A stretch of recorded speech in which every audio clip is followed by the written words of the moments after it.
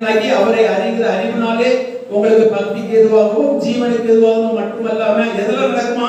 இந்த சத்தியத்தை அறிவதற்கு நீங்கள் ஆர்வம் பண்ணீங்கன்னா உங்களுக்கு பக்தி உண்டாவதற்கு எதுவெல்லாம் நடக்குமா? ஜீவனுக்கு உண்டான தேவைகள் சந்திக்கப்படுமா? திவ்ய ஸ்வபாவத்துக்கு நீங்கள் பங்குள்ளவர்களா இருப்பீங்களாம். சண்டைக்கு நீங்கள் தூரமாக மாறுவீர்களாம். எதனால?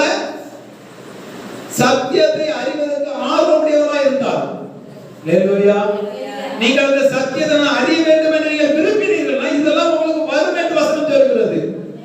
ஆமென். நீங்கள் அதிலே ஆர்வம் இல்லாம நம்ம உலக பிரகாரமே கிறிஸ்துவன்ற பெயர்ல நம்ம உலக பிரகாரமே சிந்திச்சு கொண்டு இருப்போமானால், சத்தியத்தை நாம் இருதயத்தில் ஏற்றுக்கொள்ளாம இருப்போமானால் இதெல்லாம் நமக்கு வராது. ஹalleluya. ஆமென். நான் ஒரு நேரத்துல வசனத்தை கேட்பதற்கு எனக்கு விருப்பம் இருக்காது, ஜெபிக்க விருப்பம் இருக்கும். ஆவியில நிறைஞ்ச அந்நிய பாஷையில